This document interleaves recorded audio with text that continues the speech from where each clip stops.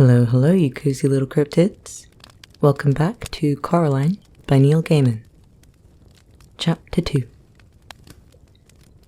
The next day, it had stopped raining, but a thick white fog had lowered over the house.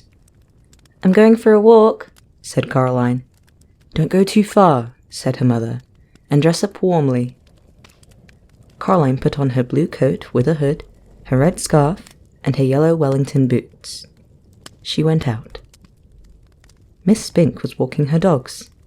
"Hello, Caroline," said Miss Spink. "Rotten weather."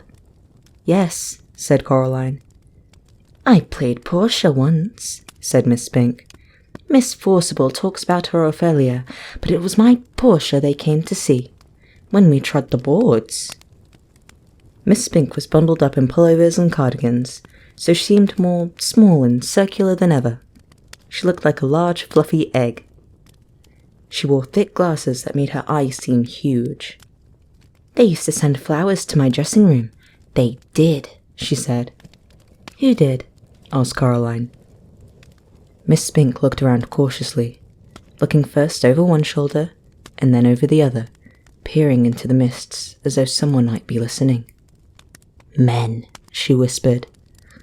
Then she tugged the dogs to heel and waddled off back towards the house. Coraline continued her walk. She was 3/4 of the way around the house when she saw Miss Forcible standing at the door to the flat she shared with Miss Spink. "Have you seen Miss Spink, Caroline?" Coraline told her that she had, and that Miss Spink was out walking the dogs. "I do hope she doesn't get lost. It'll bring on her shingles if she does, you'll see," said Miss Forcible. "You'd have to be an explorer to find your way around in this fog." "I'm an explorer," said Coraline. "Of course you are, lovey," said Miss Forcible. "Don't get lost now." Coraline continued walking through the gardens in the grey mist. She always kept in sight of the house. After about 10 minutes of walking, she found herself back where she had started. The hair over her eyes was limp and wet, and her face felt damp. "Ahoy, Caroline!" called the crazy old man from upstairs. "Oh, hello," said Coraline. She could hardly see the old man through the mist. He walked down the steps on the outside of the house that led up past Caroline's front door to the door of his flat. He walked down very slowly. Coraline waited at the bottom of the stairs. "The mice do not like the mist," he told her. "It makes their whiskers droop." "I don't like the mist much either," admitted Coraline. The old man leaned down, so close that the bottoms of his moustache tickled Caroline's ear. "The mice have a message for you," he whispered. Coraline didn't know what to say.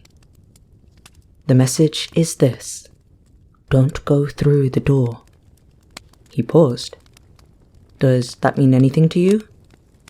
"No," said Coraline. The old man shrugged. "They are funny, the mice. They get things wrong. They got your name wrong, you know. They kept saying Coraline. Not Caroline.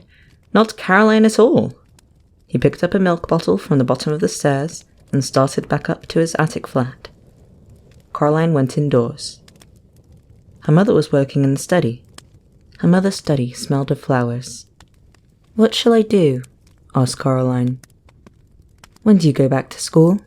asked her mother. "Next week," said Coraline. Said her mother.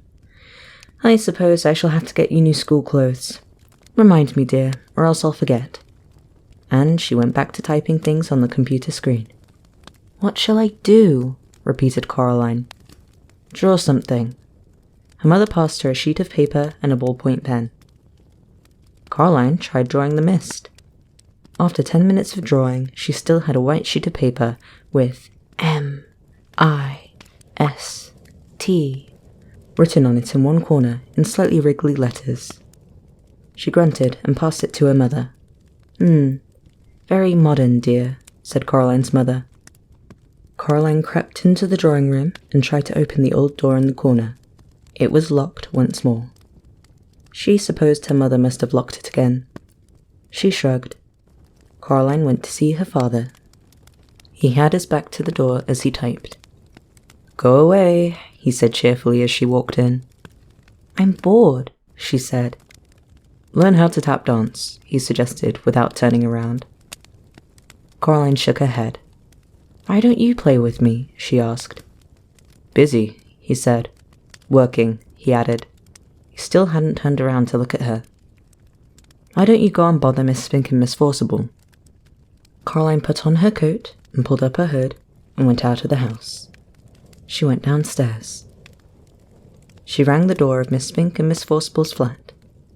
Coraline could hear a frenzied whiffing as the Scotty dogs ran out into the hall. After a while, Miss Spink opened the door. Oh, it's you, Caroline, she said. Angus, Hamish, Bruce, down now, lovies. It's only Caroline. Come in, dear. Would you like a cup of tea? The flat smelt of furniture polish and dogs. Yes, please, said Coraline. Miss Spink led her into a dusty little room, which she called the parlour. On the walls were black and white photographs of pretty women and theatre programmes in frames. Miss Forcible was sitting in one of the armchairs, knitting hard. They poured Coraline a cup of tea in a little pink bone china cup with a saucer. They gave her a dry Garibaldi biscuit to go with it. Miss Forcible looked at Miss Spink, picked up her knitting, and took a deep breath. Anyway, April, as I was saying, you still have to admit there's life in the old dog yet. Miriam, dear, neither of us are as young as we were. Madame Arcati, replied Miss Forcible, the nurse in Romeo. Lady Bracknell. Character parts. They can't retire you from the stage. Now, Miriam, we agreed, said Miss Spink. Coraline wondered if they'd forgotten she was there. They weren't making much sense. She decided they were having an argument as old and comfortable as an armchair. The kind of argument no one ever really wins or loses, but can go on forever if both parties are willing. She sipped her tea. I'll read the leaves, if you want, said Miss Spink to Coraline. Sorry, said Coraline. The tea leaves, dear. I'll read your future. Coraline passed Miss Spink her cup. Miss Spink peered short-sightedly at the black tea leaves in the bottom. She pursed her lips. You know, Caroline, she said after a while, you are in terrible danger. Miss Forcible snorted and put down her knitting. Don't be silly, April. Stop scaring the girl. Your eyes are going. Pass me that cup, child. Coraline carried the cup over to Miss Forcible. Miss Forcible looked into it carefully, shook her head, and looked into it again. Oh dear, she said. You're right, April. She is in danger. See, Miriam, said Miss Spink triumphantly. My eyes are as good as they ever were. What am I in danger from? Asked Coraline. Mrs. Spink and Forcible stared at her blankly. It didn't say, said Miss Spink. Tea leaves aren't reliable for that kind of thing. Not really. They're good for general, but not for specifics. What should I do then? Asked Coraline, who was slightly alarmed by this. Don't wear green in your dressing room, suggested Miss Spink. Or mention the Scottish play, added Miss Forcible. Coraline wondered why so few of the adults she had met made any sense. She sometimes wondered who they thought they were talking to. And be very, very careful, said Miss Spink. She got up from the armchair and went over to the fireplace. On the mantelpiece was a small jar, and Miss Spink took off the top of the jar and began to pull things out of it. There was a tiny china duck, a thimble, a strange little brass coin, 2 paper clips, and a stone with a hole in it. She passed Coraline the stone with the hole in it. What's it for? Asked Coraline. The hole went all the way through the middle of the stone. She held it up to the window and looked through it. It might help, said Miss Spink. They're good for bad things sometimes. Coraline put on her coat, said goodbye to Mrs. Spink and Forcible and to the dogs, and went outside. The mist hung like blindness around the house. She walked slowly to the stairs, up to her family's flat, and then stopped and looked around. In the mist, it was a ghost world. In danger? Thought Coraline to herself. It sounded exciting. It didn't sound like a bad thing. Not really. Coraline went back upstairs, her fist closed tightly around her new stone. The next day, the sun shone, and Caroline's mother took her into the nearest large town to buy clothes for school. They dropped her father off at the railway station. He was going into London for the day to see some people.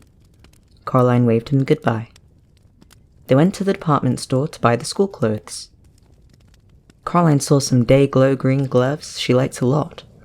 Her mother refused to buy them for her, preferring instead to buy white socks, navy blue school underpants, 4 grey blouses, and a dark grey skirt. "But Mum, everybody at school's got grey blouses and everything. Nobody's got green gloves. I could be the only one." Her mother ignored her. She was talking to the shop assistant.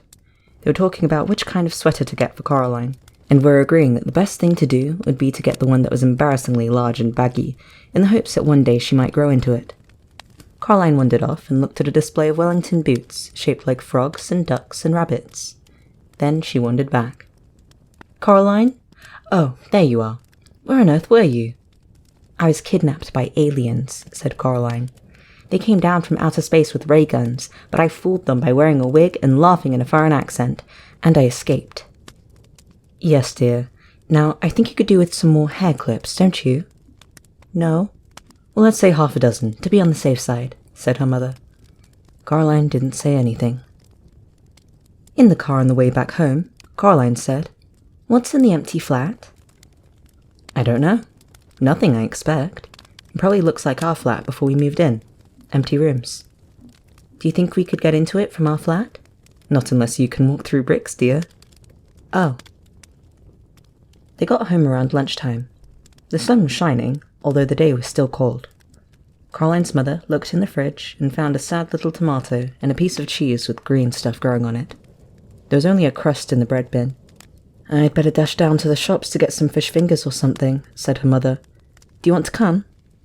"No," said Coraline. "Suit yourself," said her mother, and left. Then she came back and got her purse and car keys and went out again. Coraline was bored.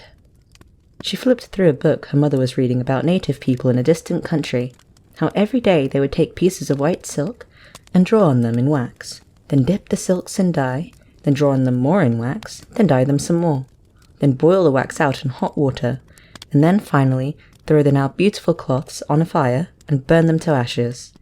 It seemed particularly pointless to Coraline, but she hoped that the people enjoyed it. She was still bored, and her mother wasn't home yet. Coraline got a chair and pushed it over to the kitchen door. She climbed onto the chair and reached up. She got down, then got a broom from the broom cupboard. She climbed back up onto the chair again and reached up with the broom. Chink! She climbed down from the chair and picked up the keys. She smiled triumphantly. Then she leaned the broom against the wall and went into the drawing room.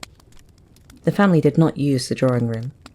They had inherited the furniture from Coraline's grandmother, along with a wooden coffee table, a side table, a heavy glass ashtray, and the oil painting of a bowl of fruit. Coraline could never work out why anyone would want to paint a bowl of fruit. Other than that, the room was empty. There were no knickknacks on the mantelpiece, no statues or clocks, nothing that made it feel comfortable or lived in. The old black key felt colder than any of the others. She pushed it into the keyhole. It turned smoothly, with a satisfying clunk. Coraline stopped and listened. She knew she was doing something wrong. She was trying to listen for her mother coming back, but she heard nothing. Then Coraline put her hand on the doorknob and turned it, and finally she opened the door. It opened onto a dark hallway. The bricks had gone, as if they'd never been there. There was a cold, musty smell coming through the open doorway. It smelled like something very old and very slow. Coraline went through the door. She wondered what the empty flat would be like, if that was where the corridor led. Coraline walked down the corridor uneasily. There was something very familiar about it. The carpet beneath her feet was the same carpet they had in her flat. The wallpaper was the same wallpaper they had. The picture hanging in the hall was the same that they had hanging in their hallway at home.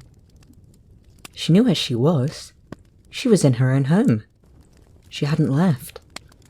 She shook her head, confused. She stared at the picture hanging on the wall. No, it wasn't exactly the same. The picture they had in their own hallway showed a boy in old-fashioned clothes, staring at some bubbles. But now the expression on his face was different. He was looking at the bubbles as if he was planning to do something very nasty indeed to them. And there was something peculiar about his eyes. Coraline stared at his eyes, trying to figure out what exactly was different. She almost had it when somebody said, "Coraline?"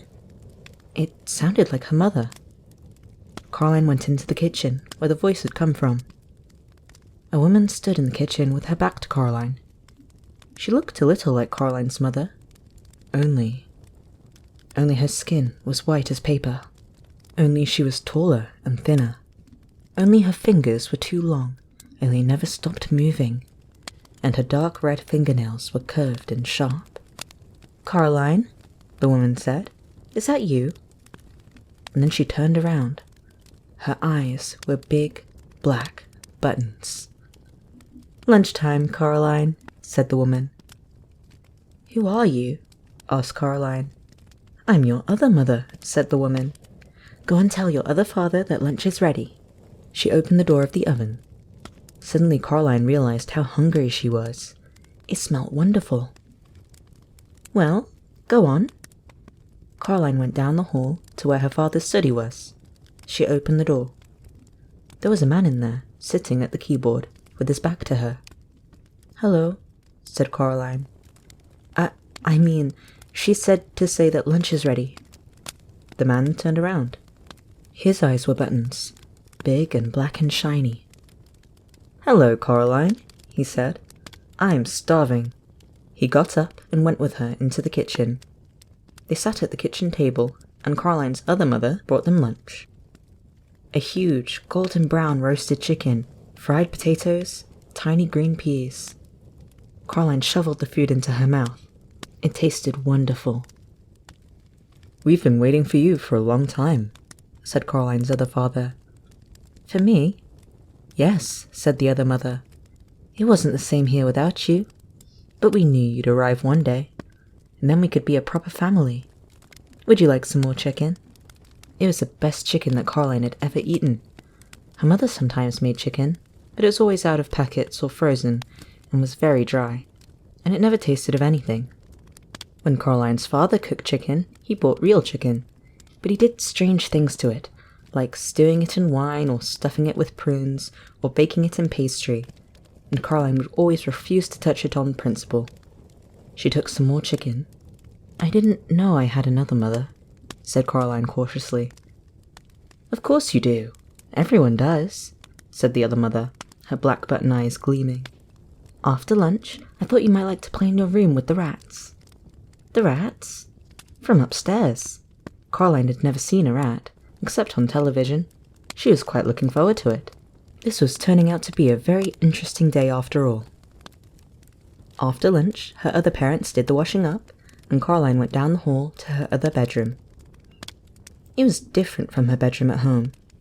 For a start, it was painted in an off-putting shade of green and a peculiar shade of pink. Coraline decided that she wouldn't want to have to sleep in there, but that the colour scheme was an awful lot more interesting than her own bedroom. There were all sorts of remarkable things in there she'd never seen before. Wind-up angels that fluttered around the bedroom like startled sparrows. Books with pictures that writhed and crawled and shimmered. Little dinosaur skulls that chattered their teeth as she passed. A whole toy box filled with wonderful toys. "This is more like it," thought Coraline. She looked out of the window. Outside, the view was the same as the one she saw from her own bedroom. Trees, fields, and beyond them, on the horizon, distant purple hills. Something black scurried across the floor and vanished under the bed. Coraline got down on her knees and looked under the bed. 50 little red eyes stared back at her. "Hello," said Coraline. "Are you the rats?"